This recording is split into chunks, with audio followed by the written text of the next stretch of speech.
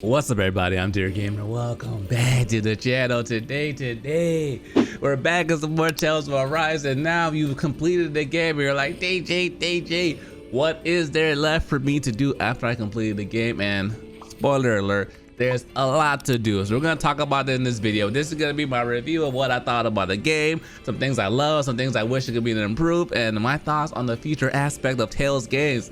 My family, without further ado, let's dive in. So if we beat the game, what you want to do, there's a couple of things you can do. Once you beat the game, you unlock a lot of new quests. Some of the side quests that's going to be most important, it's going to kind of get you to that the end game content, is going to be the Spirit Temple. What the Spirit Temple does, it opens up the dungeon that will allow you to get all of the main character's best weapons. And after you completed that, you go over here and you start going through the otherworldly visitors, and this is where you're gonna get the best gear, the best armor, the best weapons. You're gonna be able to find all the materials you're looking for in the game. So as you can see right now, for me, there's a couple of weapons you can get. The Nemblin, the devil arms are gonna be the best weapons, or you can get the weapons below it in case you don't want to break your game. And when I say break your game, I mean when you get these weapons, these ones, you guys have seen the videos, you guys have seen the numbers, they're disgusting. Every time you kill an enemy, it increases in power. It maxes out at 9999, so you got a lot of grinding to do if you want to do it. The most efficient way I'm hearing is go into the arena, go to your strategy, have a do nothing for your party, go into the group and just keep spamming that, and that's, you know, you get it as well. If there's more efficient ways, I'm sure there are. So I think someone commented in the video saying there's a turbo controller strategy. I haven't looked into that as well yet, but essentially once you beat the game, you can get these weapons for all the characters. And for me, some of my other character weapons are not that strong because I haven't killed a million monsters with them. As for example, she's only killed 242 monsters in the playthrough, so therefore it's not gonna do that much damage. But for my main man, Alphen, the boy goes absolutely crazy. So all I do is go into battle, hit him one of these, blow through my HP, 100,000 damage. It's 100. You're like, at that point, you're like, DJ, why do I need that much power? And the question I say is, why not? So the cool thing about it is you can kind of go through and destroy all the enemies, you know, just go absolutely bananas. But if you don't want to have that, you can, like I said, you can equip the other weapons, the one that you need a pipe to get, and essentially have a good time just fighting whatever monsters you're fighting in that moment. Outside of that, you can go through and unlock all of your skills by going through and doing all the side quests as well. This is one of the last ones you can get for Alphen, and in order to unlock this one, you have to defeat all the bosses that come after part 2, when the little thing comes down from Lanagus and then it puts like a bunch of strong monsters on the field, and you have to defeat all 4 of those. Then you get the skills, this skill tree. I'll show you one of the monsters right now. And what this one, increase your AG, Thunder's Devastation, increase down damage, increase boost gauge when aiming down, and increase counter attacking rate. So for me, I got a couple more skills before I max out my tree, but essentially that's how you unlock these. You can go through and unlock these as well. Let's just walk around and talk about my experience with the story. So with the story of Tales, this has to be, I think, one of my favorite Tales games I've played in a long time. I love the way they incorporate the story. I love the direction it took. It was fun, it was deep, it was engaging, but also too, it was well played out. When it came to the end, a couple of things. Verrryyy, this man does not die. This guy's like a roach. He just keeps on coming back, which makes me think that there's gonna be a Tales of Verrryyy 2 or something of that nature, because of the way the story kind of ended, in the sense of like, is he really gone? We don't know what's gonna happen with him, because things just kind of like exploded. Just like when we first time we fought him, we thought we killed him. We put a sword through his stomach. He didn't die, came back. Then the second time we fought him, he just all of a sudden, you saw him all jacked up on that machine like he was dead. Then he comes on the plane and tries to save the day in his own evil way. But I feel like that's gonna lead into Tales of Verrryyy 2 and what to expect in the story there. But the story, you know, is cute, it's fun, it ended well. I think that some people, I was looking at some responses from people from the story, and they felt that they didn't love the way it ended, but I feel like it ended well. Like, They fought. He found the answer. He saved the girl. He got the girl in the end. Typically, the protagonist and the girl never kind of end up together, but this time he did, which was cool. It was fun. The one thing about this game is it is very, very, very long. Specifically, if you want to take your time like I did and kind of like farm while you're playing, gather materials, take advantage of the side quests, just kind of like enjoy the atmosphere, the scenery. Yes, we've said this 1,000 times. The game looks amazing. But for example, I have on my playthrough 138 hours. I haven't put that much time in an RPG in a long time, outside of like main games I play on the channel like Monster Hunter, or the Dark Souls series, but I have not put this much time on an RPG. But I really truly enjoyed my experience playing this game. Super long. Could it have been cut off at some points? I thought when Act 2 started, after you defeated Volron, like we'll see the Lorenz Alma, couple things will happen and that'll be the end. But no. From that point, there was literally like I think 15 more hours of just gameplay of things to explore, encounter, take down. So one, the pace in the game was fun. It felt like it was going, but I feel like it kept me captivated throughout the whole time. I just feel like some people might have got like player fatigue when going through. So the one thing that kind of got me when I was playing the game, like earlier in the game, was the economy. I think in this game, one thing they tried to do to make the difficulty a little bit more difficult was the introduction of CP meter. CP is how you heal. Only people that can utilize CP in game are healers, which is gonna be Shionin and Dofalin. So what happens in previous Tales game, you had a TP meter, your technical points, just alongside your HP. Your technical points is used in order for you to heal your character.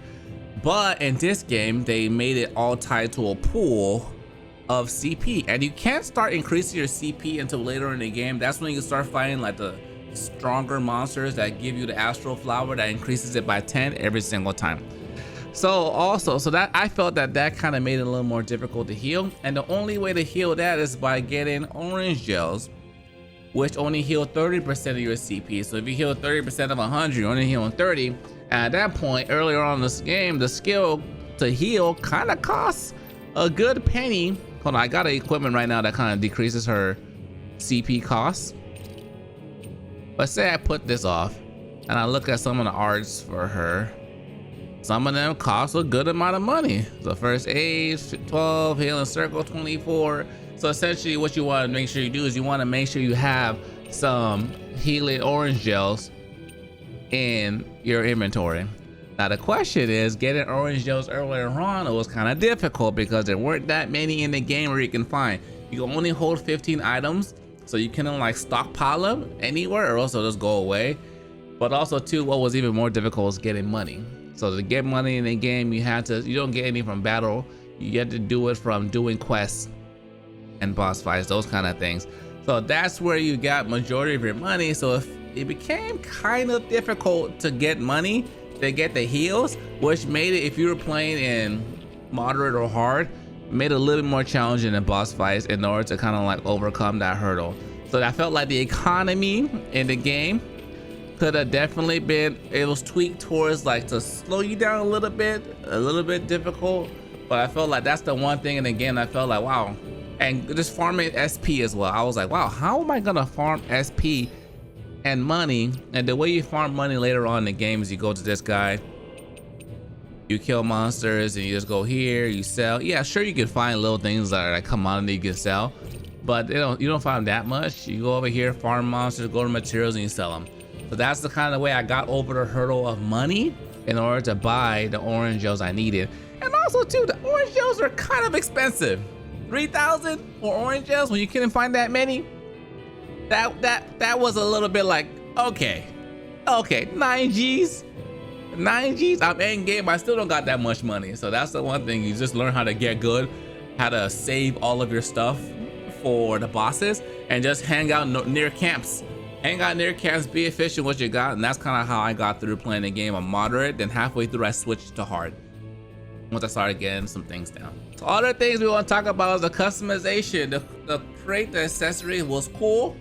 I kind of wish there was a little bit more things you can do, because once, I mean, essentially this, once you get your best weapons, you don't need to worry about attack or elemental attack anymore. The max HP you can get is 999, so once there's no point in putting additional 15% attack HP because you're not going to benefit from it.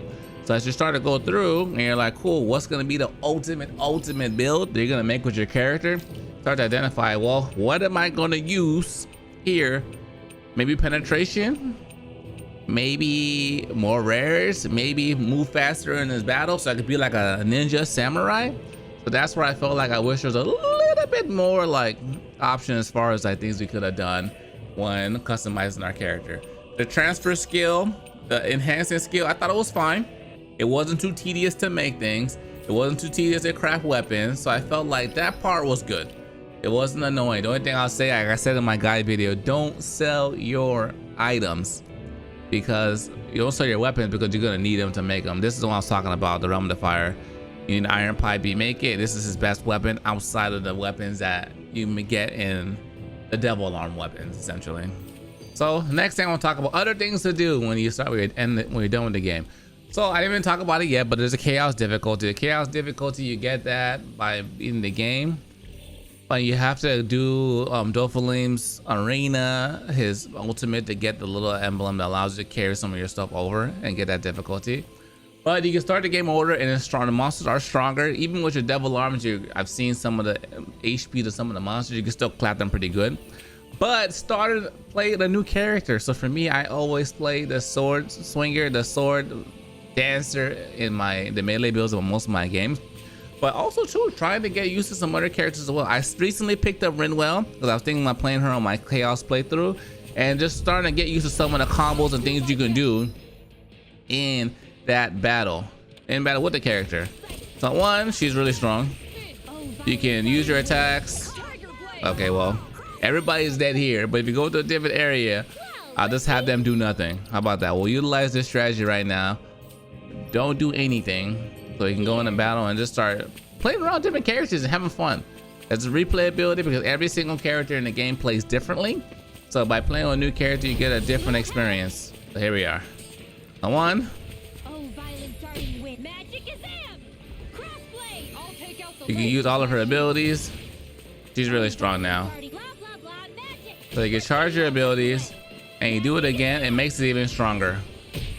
Also too, sometimes make it stronger, sometimes go into new attacks as well, and you can combo them. I'm still learning a lot of her combos, but it's fun. That's a little much, don't you think? It's fun like switching up a little bit and playing some different characters as well. This is probably one of my favorite ones, the Meteor Storm, because it's just classic to all the previous Tales game you played in the past. So once you've done that, in order for you to transfer everything over from your one playthrough to the next one, you have to go and collect all of the little birdie friends in the world. I believe there's 32 and some more unlocked after you beat the game. Once you get those, you can transfer everything into your next playthrough and essentially kind of start the game over and have a good time from there. Also too, you can complete all the little side quests, all the little mini quests or things to do, but after that point, that's where the game meets its conclusion, and from that point on, you can just start working on your mastery, your skills, your combos, just doing like crazy things as well. I truly enjoyed my time with this game. I'm looking forward to them coming out with some DLC to expand the story. And I also have a philosophy as well that for some reason, I feel like they're gonna add 2 more characters because it'd be weird to just leave those 2 slots empty. So I guess comment below who you think the main characters will be. I feel like in the expansion or whatever, Volrong or one of the lords, well, I guess all the lords are dead, Volrong or someone else would be a playable character, which should be cool. I can see them doing that, the whole Dante Virgil thing, as like everybody wants Lost outfit, but they want to play on the other side, the dark, evil, cool Sephiroth version, you know, Cloud Sephiroth. So I feel like it'll be cool if they make him a playable character in the future as well. But this is my thoughts on the game. One, I loved the game. The combat was amazing, kept me intrigued the whole time. Story was fun. It was great exploring the world. The economy was annoying at first, but after like some time you got around it, you were fine. And the costumes, the cosmetics are cool and cute. They're quirky, and they had a good element to the game. So So all in all, I enjoyed my time in it. If they make another one, I'm definitely gonna play. If they make an expansion, I'm definitely gonna cover it as well. But my family, thanks for joining me on a journey. It's been amazing. I got some more content coming out around the game, so look out for that as well. I got all the extra bosses. I'm gonna defeat them, so you guys can watch those as well, because they were pretty challenging. Some of them are pretty good. But give the video a thumbs up, comment below your thoughts on the game, subscribe. My family, stay smooth. Till next time, dear gamers, signing out.